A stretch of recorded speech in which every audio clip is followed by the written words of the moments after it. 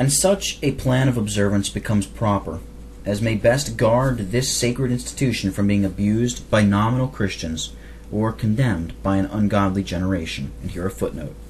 Cordus, page 72 and 73.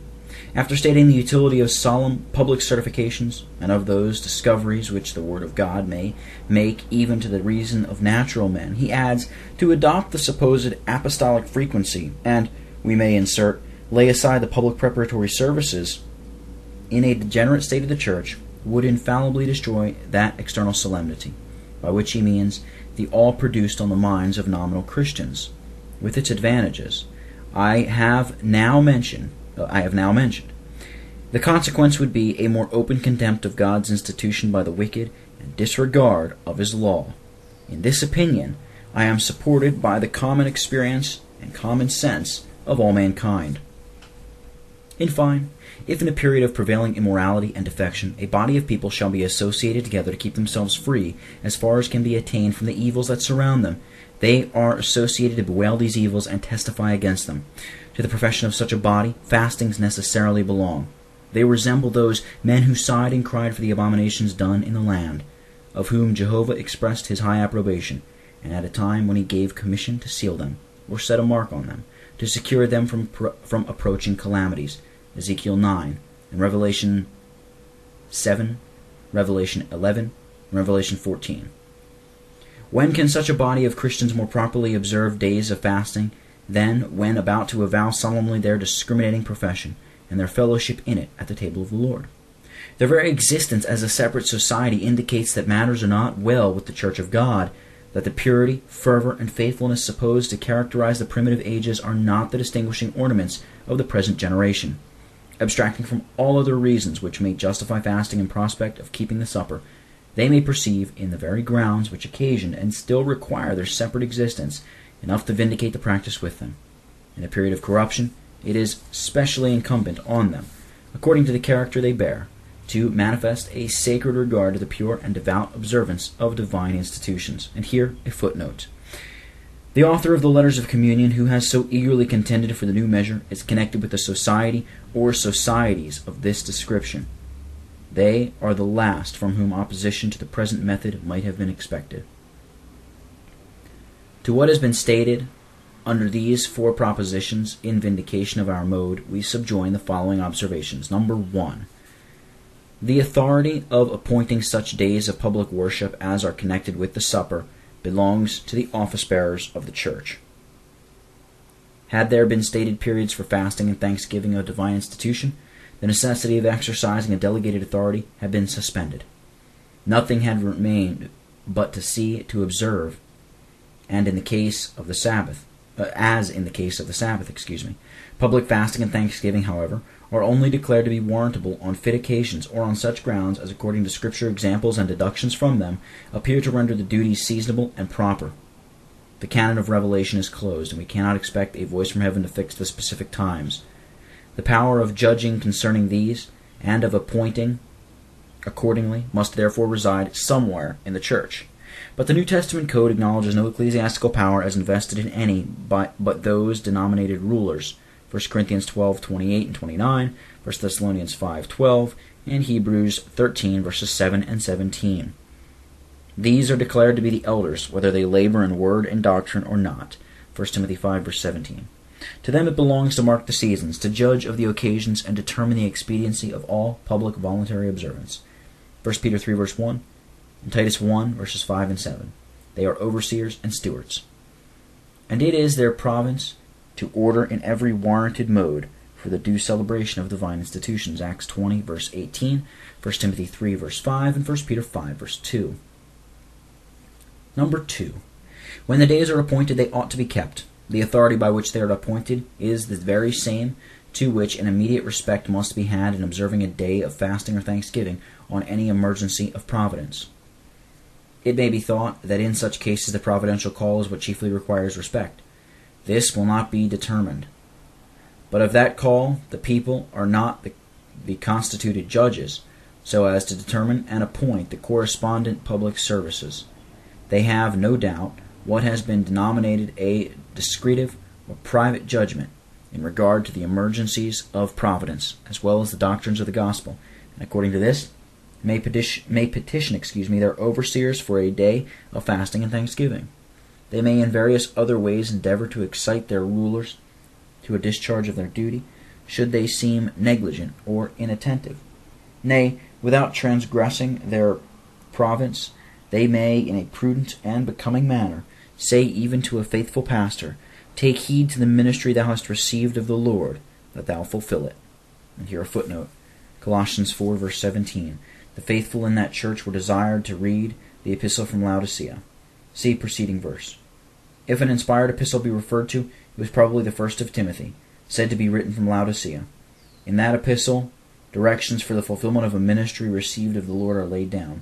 The faithful were to express their desire that Agrippus should follow these directions among them.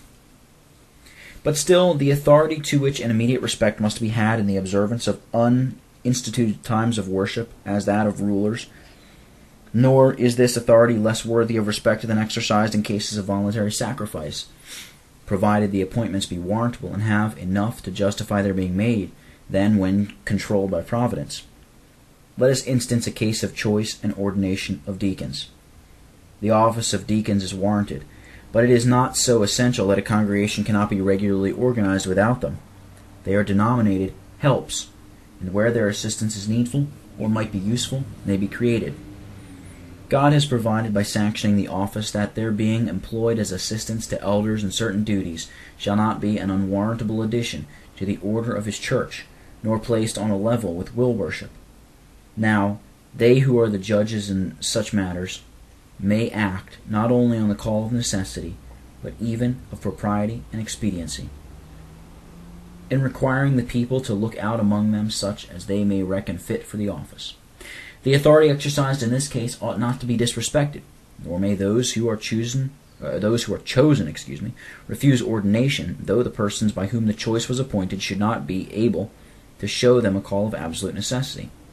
The divine command to the people is express: obey them that have the rule over you, and submit yourselves, for they watch for your souls.